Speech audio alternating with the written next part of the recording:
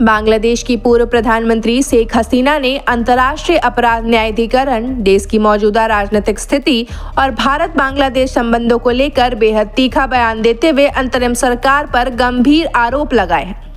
Media को दिए interview में उन्होंने कहा कि उनके खिलाफ चल रही कानूनी प्रक्रिया न्याय नहीं बल्कि राजनीतिक बदले की कार्रवाई है और आईसीटी का फैसला न्यायिक नहीं बल्कि राजनीतिक दुश्मनी से प्रेरित था,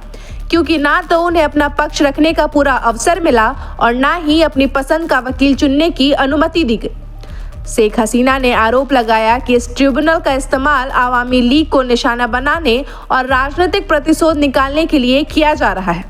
हालांकि उन्होंने यह भी कहा कि उनका बांग्लादेश की संस्थाओं से भरोसा पूरी तरह खत्म नहीं हुआ है और जब देश में वैध लोकतांत्रिक शासन बहाल होगा तो न्यायपालिका अपनी स्वतंत्रता वापस पाएंगी।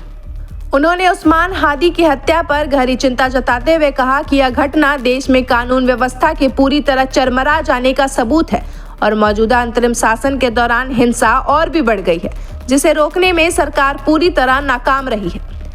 शेख हसीना ने चेतावनी दी कि अराजकता न केवल बांग्लादेश को अंदर से कमजोर कर रही है बल्कि भारत समेत पड़ोसी देशों के साथ रिश्तों को भी नुकसान पहुंचा रही है, क्योंकि अल्पसंख्यकों पर अत्याचार और वर्षों की साझा उपलब्धियां खत्म होती जा रही हैं।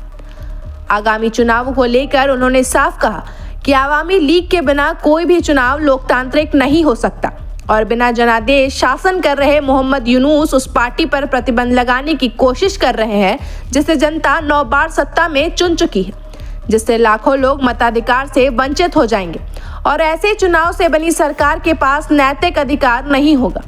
प्रत्यार्पण की मांगों को उन्होंने हताश अंतरिम सरकार की साजिश बताते हुए आईसीटी को राजनीतिक मकसद वाला कंगारू ट्रिब्यूनल करार दिया।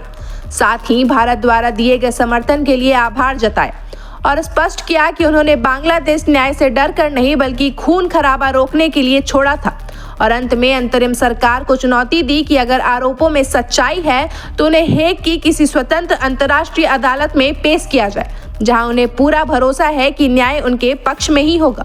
खबर का मतलब बवाल न्यूज। हमारे चैनल को सब्सक्राइब जरूर करें।